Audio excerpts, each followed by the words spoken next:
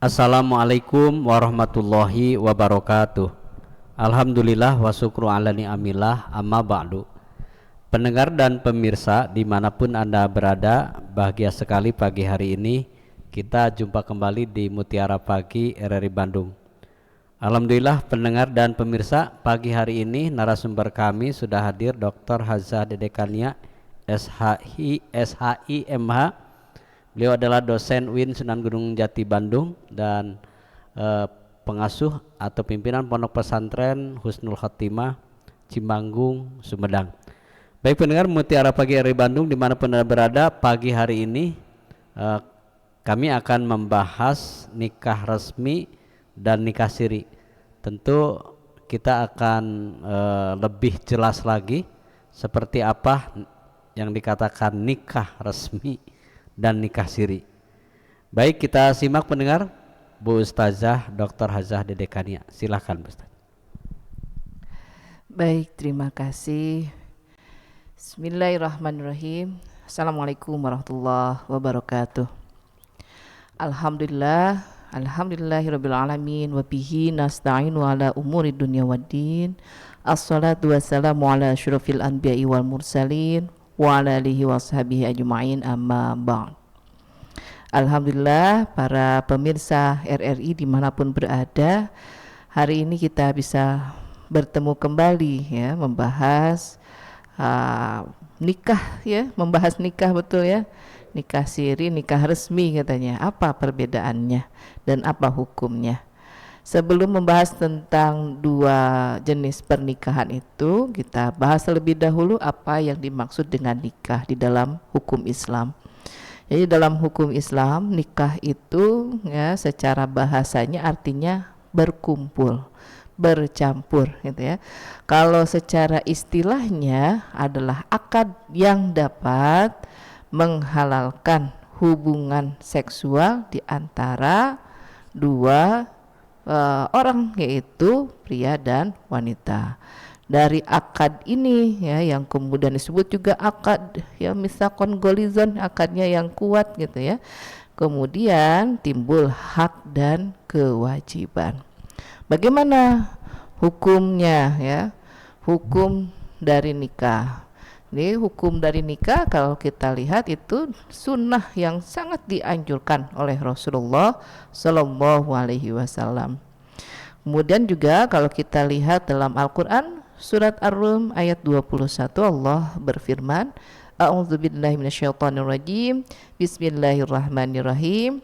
Wa min ayatihi an khalaqalakum min anfusikum azwajan litaskunu ilaiha wa ja'ala bainakum mawaddatan wa rahmah inna fi dzalika laayatil liqaumin yatafakkarun.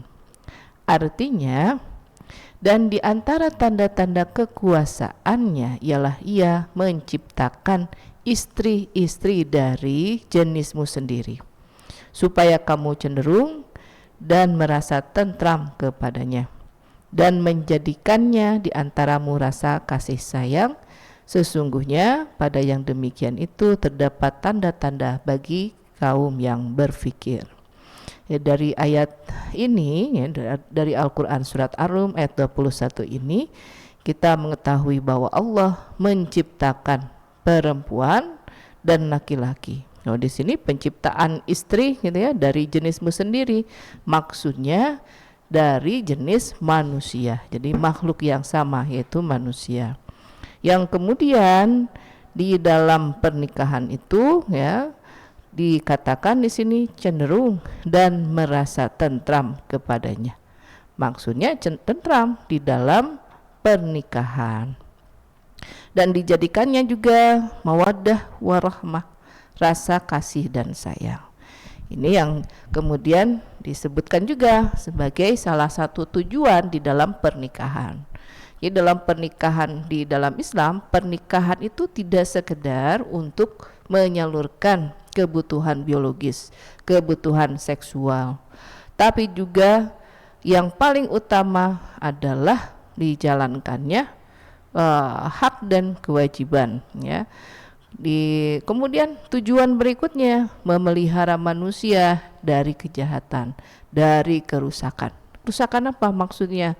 kerusakan yang bisa ditimbulkan karena pergaulan seks bebas, perzinahan. Itu kerusakannya luar biasa dahsyat. Dan bahkan Allah menurunkan azab kepada orang-orang yang melakukannya. Tujuan yang berikutnya adalah membentuk dan mengatur rumah tangga yang menjadi basis pertama masyarakat. Ini dalam kelompok masyarakat ada kelompok yang paling kecil yang kita sebut dengan keluarga.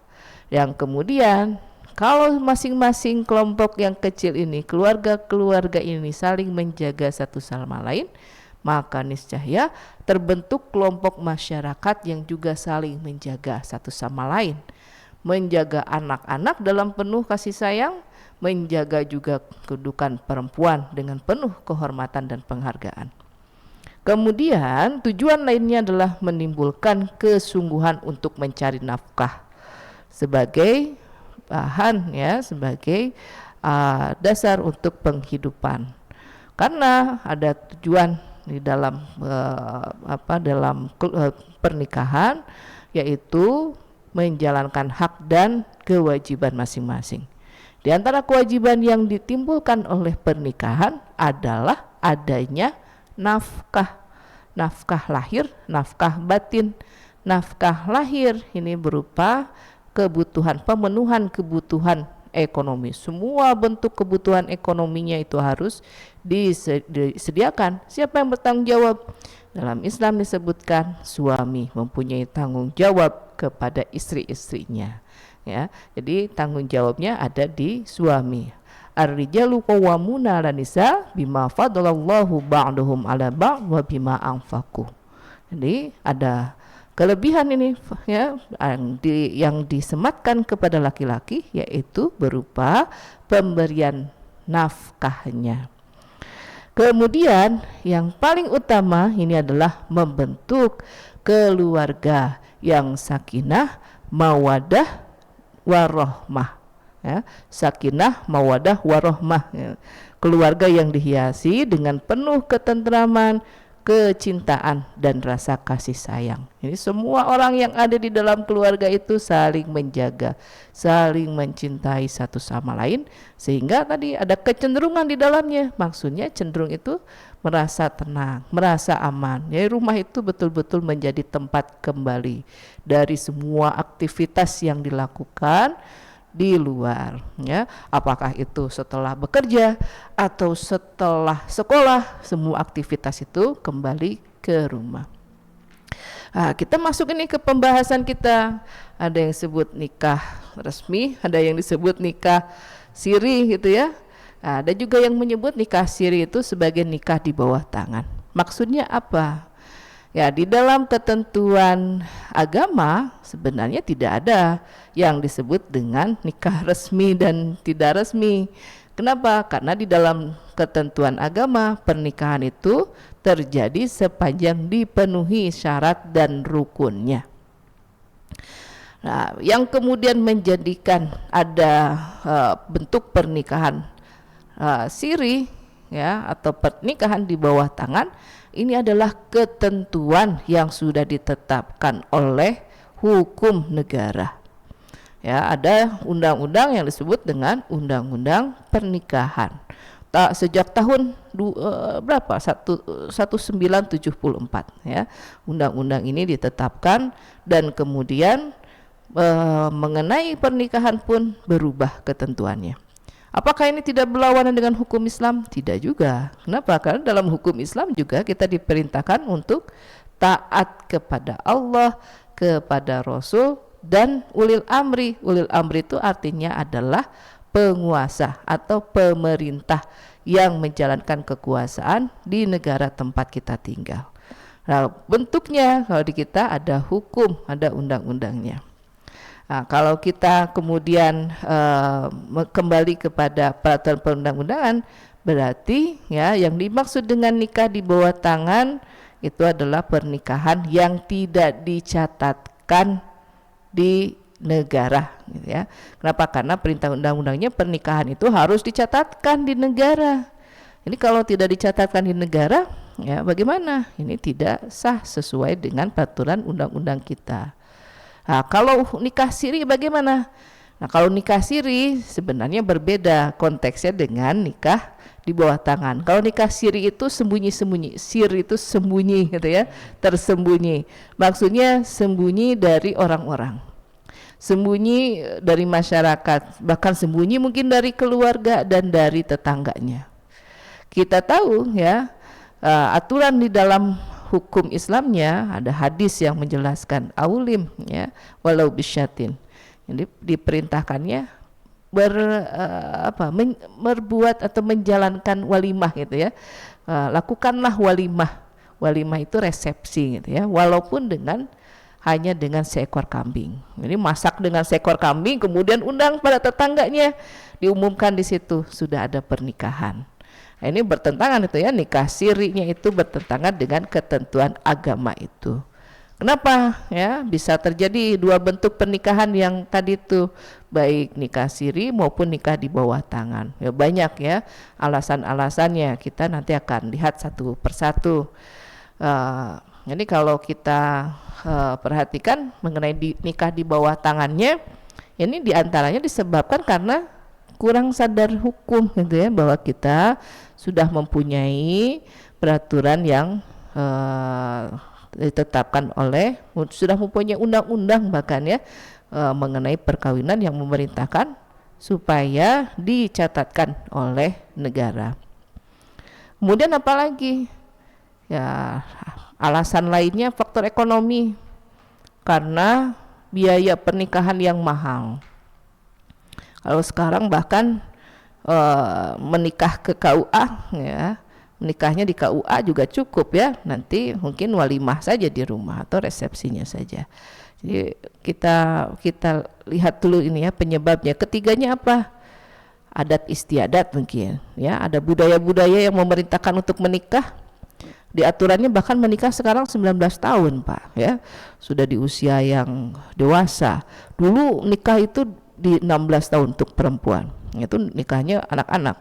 Nah, banyak pernikahan yang kemudian dilakukan oleh usia anak-anak 15 tahun, 16 tahun.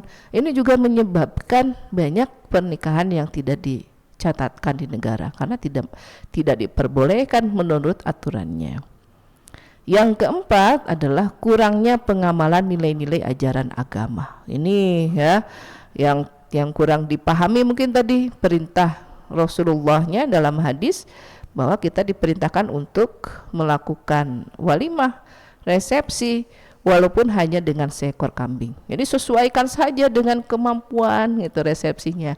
Kalau punya uang cukup untuk satu ekor sapi, ya satu ekor sapi itu gitu ya, disembelih, dimasak, kemudian nanti diundang keluarganya, diundang tetangganya untuk sama-sama menikmati hidangan. Tujuannya apa? Mengumumkan adanya pernikahan. Kenapa harus diumumkan? Untuk menghindari fitnah. Nah, karena apa? Kalau yang sudah nikah otomatis ya hidup berdua ya, sekamar gitu ya. Kemudian nanti kalau jalan-jalan berdua digandeng tangannya. Nah, kalau orang tidak tahu bahwa mereka sudah menikah, nanti timbul fitnah. Kenapa ini orangnya berduaan terus gitu ya? Kenapa ini kemana-mana digandeng tangannya? Nah, ini yang kemudian harus diketahui oleh kita semua. Jadi jangan sampai kita ya melakukan perbuatan yang justru tidak dicontohkan oleh Rasulullah Shallallahu Alaihi Wasallam. Jadi semua aturan syarat rukunnya penuhi. Ya, ada juga yang menyebutkan bahwa alasan dilakukannya pernikahan siri itu karena tidak diizinkan oleh orang tua. Kenapa tidak diizinkan? Mungkin calonnya tidak sesuai dengan harapan orang tuanya. Nah, ini juga harus hati-hati. Ini terutama bagi anak-anak muda. Nah, anak-anak muda ini ya harus mampu memilih mana yang benar dan baik. Jangan sampai karena nafsu sesaat, karena pandangan mata, ya, kemudian memaksa ingin menikah dengan si A. Tidak kemudian mencari tahu latar belakangnya, bobot bebet bibitnya gitu ya. Kalau dalam agama itu diperintahkannya 4 hal ya mengenai pernikahan itu. Lihat kepada kecantikannya, fisiknya dilihat betul, fisiknya juga supaya timbul tadi kecintaan, kasih sayangnya. Dilihat dari hartanya. Kenapa? Karena menikah kan butuh uang ya, butuh ekonomi ini untuk belanja, untuk nanti menafkahi istrinya, untuk apalagi untuk sekolah nanti kalau sudah punya anak-anak. Yang ketiga, lihat keturunannya, nasabnya keluarga yang baik-baik atau bagaimana. Yang terakhir, yang keempat, lihat agamanya. Dan yang keempat ini yang paling kuatnya, yang paling ditonjolkannya. Fazfar bizatidin ya taribat yadak. Jadi kalau kita mengutamakan yang keempat yaitu tentang agamanya, maka kita akan selamat. Ya, kenapa? Karena nanti yang lainnya juga akan mengikuti kebaikan-kebaikan yang ada pada pemahaman agama di calon itu, gitu Pak. Ya, gitu ya, berkaitan dengan penyebabnya dulu nih ya. Nanti kita akan lanjutkan tentang dampaknya. Ya, bangga. Baik pendengar dan pemirsa, terima kasih Anda masih bersama kami di Mutiara Pagi RRI Bandung. Pagi hari ini kita masih membahas nikah resmi dan nikah siri. Bagi Anda tentu yang ingin langsung melihat kami, Anda bisa membuka di channel YouTube RRI Bandung. Anda bisa melihat kami di siaran pagi hari ini. Dan bagi Anda yang ingin juga mendengarkan di radio, silakan di Sumedang di FM 96,6 dan di tempat-tempat lain dengan FM yang berbeda. Dan Anda pun pendengar juga bisa bertanya atau chat langsung ketika kami lagi membahas tentang tema ini atau tema yang lain. Insya Allah pertanyaan Anda yang di chat kepada kami akan dijawab pada sesi yang lain di Mutiara Pagi di waktu yang berbeda. Alhamdulillah pagi hari ini pendengar kita akan lebih lengkap lagi setelah mengetahui alasan apa kenapa nikah siri itu terjadi. Tentu kita akan lanjutkan bersama Dr. Hajah Dede Kania. Silahkan Ustaz. Ya, baik, kita lanjutkan. Tadi sudah kita ketahui ya alasan kenapa seseorang melakukan nikah siri. Ini kalau secara apa umumnya, ada juga yang menyamakan nikah siri itu dengan nikah di bawah tangan. Tapi dalam konsep Islam nikah siri itu berbeda dengan nikah di bawah tangan. Tapi ya memang nanti kita lihatnya, kalau nikah siri ya pasti disembunyikan. Karena disembunyikan, apakah dia mau dicatatkan atau tidak itu ya. Ya ada orang yang kemudian bersembunyi-sembunyi tapi dicatatkan, ada. Tapi jarang sekali. Banyakannya orang yang sembunyi-sembunyi ya kemudian dia menutup pernikahannya ya supaya orang tidak tahu bahwa dia sudah menikah. Ya tadi madorotnya sudah mulai ya kita bahas sebenarnya di akhir tadi. Orang jadi tidak tahu bahwa kita sudah melangsungkan pernikahan. Nah ini bisa membuka pintu fitnah. Well, kita inginnya ya pernikahan kita tadi sakinah, mawaddah, warohmah, aman, tentrem gitu ya. Dan tidak ada gangguan-gangguan fitnah dari luar. Ini juga yang harus diperhatikan di pertama. Jadi kenapa harus diwalimahkan, harus ada resepsi itu sebagai bagian, bukan hanya tasyakurnya ya bahwa kita bersyukur kita sudah menikah, tapi juga bagian dari pemberitahuan kepada masyarakat tetangga yang ada di sekitar kita. Nah kalau kita lihat kepada dampaknya dari nikah siri, ini ada yang negatif ini ya. Bahkan banyaknya negatif. Kalau pernikahannya sendiri sepanjang sesuai dengan ya dipenuhi syarat dan rukunnya menurut beberapa pendapat ulama itu diperbolehkan ya. Syaratnya adalah semua syarat dan rukun pernikahan itu dipenuhi. Tapi kenyataannya banyak juga pernikahan siri yang tidak terpenuhi syarat dan rukun nikahnya. Misalnya apa? Misalnya di walinya tidak mau menikahkan, atau dia memang sengaja tidak melapor kepada walinya karena pernikahan yang dilakukan itu bisa menyebabkan orang tuanya marah gitu ya. Atau kemudian ternyata pernikahan yang dilakukannya itu bentuk pernikahan kontrak, hanya sesaat, hanya beberapa waktu saja, atau bentuk pernikahan ya karena dipaksa oleh siapa? Oleh yang mempekerjakan dia misalnya, ya. Atau kalau kita lihat ada beberapa daerah itu kawin kontrak itu yang terjadi, tapi dibungkus dengan nikah siri. Ya tentu ini bertentangan ya dengan aturan, bukan hanya aturan negara ya, aturan hukum agama pun dilabrak. Ya, kita harus bisa menjaga kedua aturan hukum ini tetap dijalankan. Bahwa kenapa? Bukan hanya hukum negaranya, hukum agamanya pun kita harus jalankan. Ini bagian tanggung jawab kita ya sebagai umat Islam, kita menjalankan aturan-aturan hukum agama kita. Dampak mudarat lainnya dari pernikahan siri ini mengenai status perkawinannya. Status hukumnya kan jadi tidak jelas. Kedudukannya dia sebagai istri atau bukan ini ya. Kenapa? Karena dia tidak mempunyai bukti perkawinan yang sah. Tidak dicatatkan juga di negara. Dan nanti ya ikutannya kemana? Hak-hak dari istrinya, dari anaknya ini juga bisa terancam. Hak warisnya ya, kemudian hak walinya itu juga sama bisa terancam. Makanya ya jangan pernah ini ya, ini bagi yang perempuan ini teteh-teteh yang mau menikah ya, jangan pernah mau diajak nikah siri. Kenapa? Bahayanya nanti kembali ke teteh-teteh ini ya, yang perempuan terutama bahayanya itu karena nanti kalau punya anak, anaknya bagaimana status dengan bapaknya? Nanti dia mau minta nafkah juga nggak jelas statusnya, status hukumnya ya. Kemudian nanti minta warisan juga kalau diuruskan ke pengadilan ya kan harus dibuktikan dulu ada pernikahan.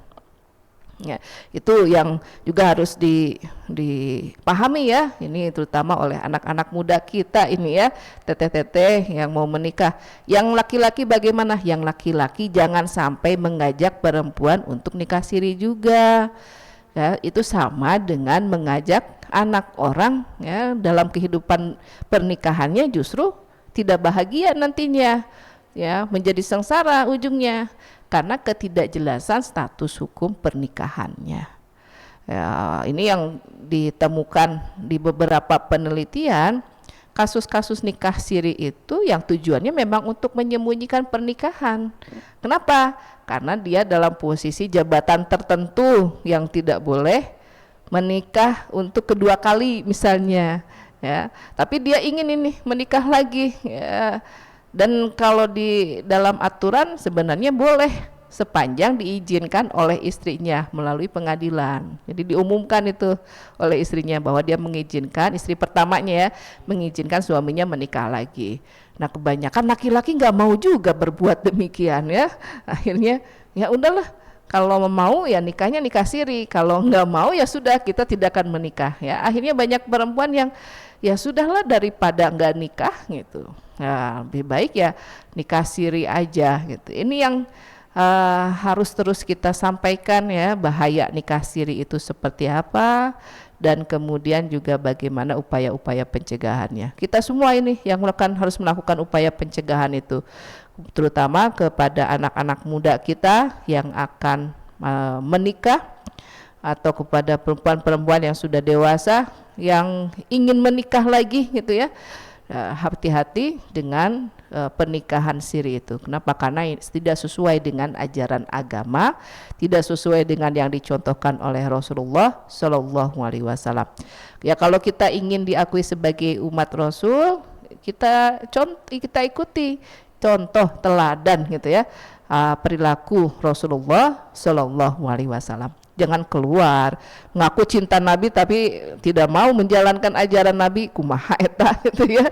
Bagaimana itu ya, tidak sesuai apa yang disampaikan dengan apa yang dilakukan. Hati-hati ya, Allah menginginkan kita menjadi hamba yang terbaik. Kemana kita mencontoh hamba yang terbaik itu? Kepada Rasulullah Shallallahu Alaihi Wasallam, termasuk juga di dalam aturan pernikahan ini. Mangga, demikian Pak. Pendengar dan pemirsa ketika berbicara nikah siri, hukumnya seperti disampaikan Bu Ustazah, memang secara kalau terpenuhi syarat-syarat nikahnya itu sah, namun ternyata sangat merugikan khusus bagi pihak perempuannya itu sendiri, karena nikah siri akan statusnya tidak jelas sehingga terancam hak-hak istrinya atau hak anaknya yang nantinya akan mengurus sesuatunya mungkin tidak lagi atas bapaknya ya. Jadi Bu Ustazah seperti itu ya. Iya, betul. Jadi nanti begitu cerai juga harta gono gininya juga tidak bisa menuntut. Tidak bisa, karena ya. tidak ada bukti Iya. adanya pernikahan. Betul.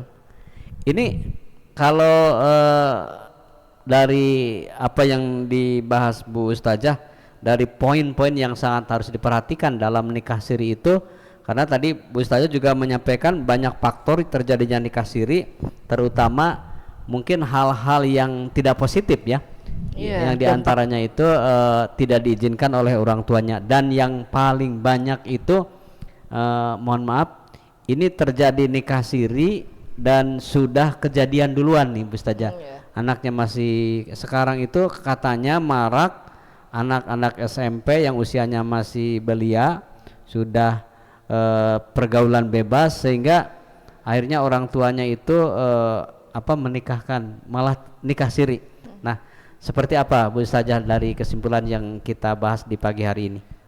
Ya, jadi kalau kita lihat tadi ada terakhir itu ya, bagaimana pengaruh pergaulan bebas. Tingginya seks bebas saat ini di anak-anak muda kita sangat memprihatinkan. Kenapa sampai demikian? Salah satu penyebabnya adalah tontonan, ya, media sosial maupun juga film-film yang berbau sensual itu, yang kemudian menyebabkan mereka memaksakan dirinya padahal belum siap, ya, dan juga akhirnya tidak sadar bahwa dalam ajaran agama harus ditahan, ya.